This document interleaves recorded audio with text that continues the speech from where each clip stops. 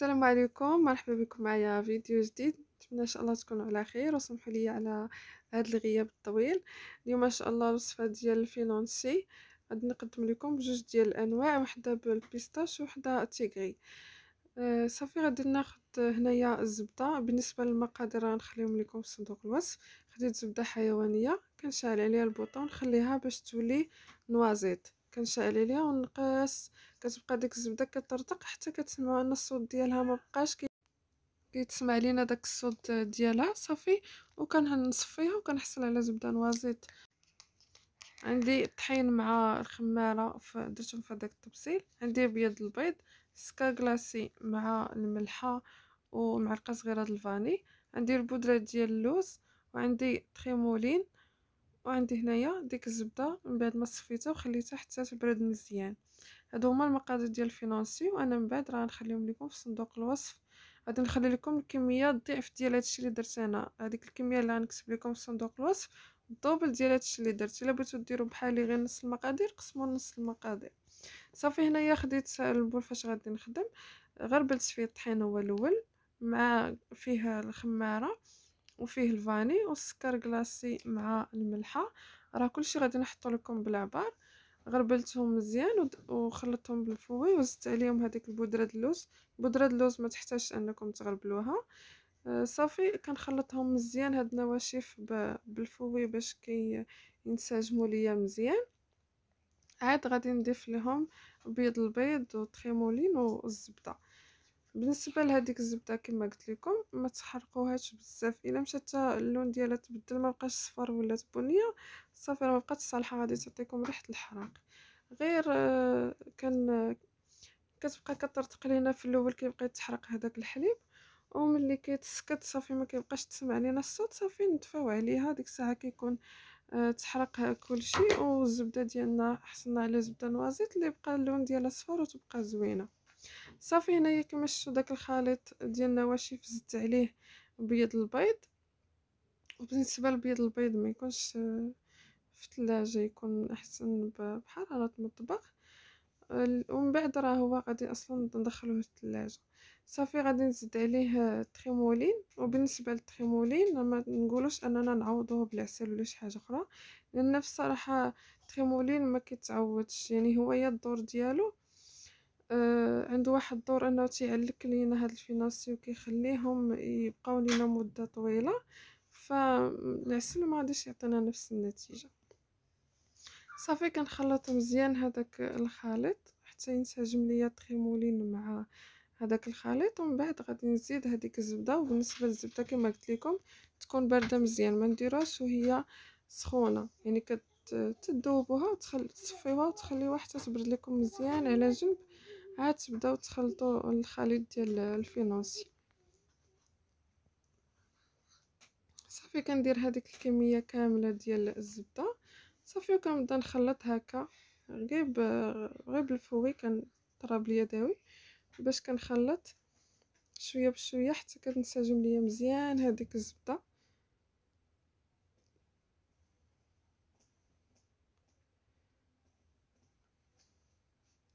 كنخلطها مزيان. صافي ومن بعد كنغطي هذا الخليط هذا. الا عندكم الوقت اولا صيبتوه هكا في العشيه، من الاحسن تخليوه يبات في الثلاجه، غير الثلاجه عاديه لتحت، يبات ليله كامله. وإلا كنتو مزروبين عليه ممكن ديروه في المجمد واحد نص ساعه هكا حتى يبرد مزيان، ولا ديروه غير في الثلاجه. المهم في الصباح وتخليوه هو قد ما ارتاح في الثلاجه كان احسن. الا كنتو مزروبين ممكن ديروه في المجمد واحد شويه غير يبرد مزيان ويرتاح، وماشي ما يتلش ليكم. ردوا معاه البال. صافي عاد نجبدوه باش نكملوا المراحل ديال. من بعد هنايا خديت الخليط قسمته على جوج. واحد هذاك اللي تيغري غادي نزيد فيه الفيرميسيل هكا غير عيني ميزاني، كندير شويه بشويه حتى كنحصل على الخليط بحال هكا. والنص الاخر غادي نزيد عليه النكهه ديال البيستاج. صافي كنخلطوه مزيان. هاد الاولى هذه اللي درت فيها الفيرميسيل صافي كنخلطها ونخليها على جنب.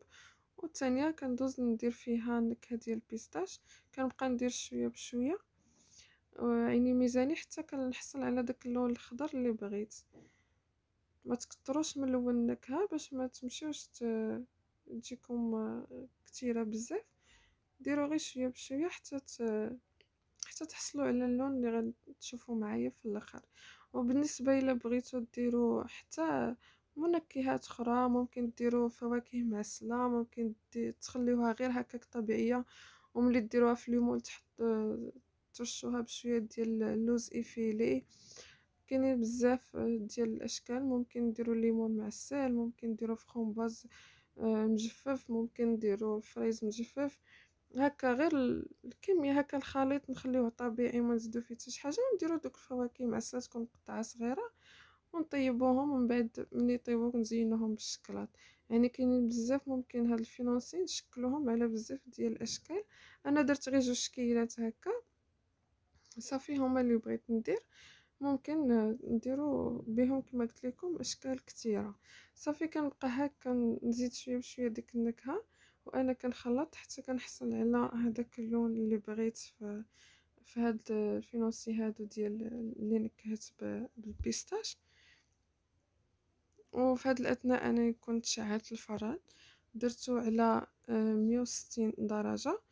وملي كندخل الفينوسي راه كنخليهم غير واحد 10 دقائق، حيت هادو صغارين بزاف بالزربه كيطيبوا. ممكن الا كانوا عندكم مولات كبار تخليهم من 10 حتى ل 15 دقيقه. صافي هنايا خديت جوج ديال ليمون، واحد هكا لي اوفال غندير فيه هادو ديال البيستاش، والاخرين تيغري راهم معروفين هادو كيداروا في اللي دايرين. وكلهم فيهم هذيك كتجي فيهم ديك التقيبه باش من بعد غادي نعمرهم سميتو ديال الشكلاط، الكاناش د الشكلاط. صافي كناخد هكايا ليمون كنعمرهم بهذاك الخليط ديال الفينونسي، وما نعمرهمش مزيان حيت مازال كيتنفخوا. انا هادو راه شفتو هاد القياس هذا اللي خليت وجاو طالعين بزاف على ليمون. المره اخرى ملي عمرت فما خليتوش بحال هكا، زدت نقصت شويه الكميه باش يلاه كيتنفخوا كيجيو قياس ما كيجيوش منفوخين بزاف. صافي كنبقى كنعمر كما قلت لكم، وكنخلي القياس تقريبا كنعمر غير ثلثين ونخلي الثلث خاوي باش كيلقاو فين كيتنفخوا وكيطلعوا ليا الفينونسي. من بعد كندخلهم كما قلت لكم فران مسخن من قبل على 160 درجه. العافيه شاعله من الفوق ومن التحت. بالنسبه لهذا الفران ديال الضوء، اما الفران الغاز انا بصراحه ما جربتش فيه وما عرفتش كيفاش غادي يجي. صافي بقيت مراقباهم تقريبا 10 دقائق صافي كانوا واجدين. ردوا معاهم البال، راه لي مول صغيورين بالزربه كيطيبوا. صافي وكاين من بعد عمرتهم بالكاناش. انا غادي نخلي لكم المقادير والطريقه ديالو، سمحوا لي ما صورتهاش نسيت. صافي كنعمرهم بالكاناش. هادو ديال التيغري عمرتهم الكاناش بوحدو، والاخرين ديال البيستاش درت الكاناش ودرت فوقهم بيستاش هكا باطوني من الفوق. كيبقى التزيين ديالهم حسب الرغبه. وممكن هاد الفينونسي نحتفظوا عليهم في المجمد بلا كاناش بلا والو، غنطيبهم نديرهم في واحد الباطاط ونديرهم في المجمد، كيبقاو لنا مده طويله وعاد كما كيزيدوا يتعلكوا ويجيونا مزيانين. صافي كانت هذه هي الوصفه ديالي، نتمنى ان شاء الله تعجبكم. ما تنساوش تخلي اللايك والتعاليق على الفيديو، ونتلاقاو ان شاء الله فيديو جديد ووصفات جديده باذن الله تعالى. وكما قلت لكم راني غنخلي لكم المقادير مكتوبه في صندوق الوصف، وغادي نخلي لكم مقادير مدوبله على هادشي اللي درت انا. الا بغيتو نتوما تقسموها على جوج ولا على ثلاثه ممكن. وصافي ونتمنى ان شاء الله نخليكم على خير ونتلاقاو فيديو جديد. مع السلامه.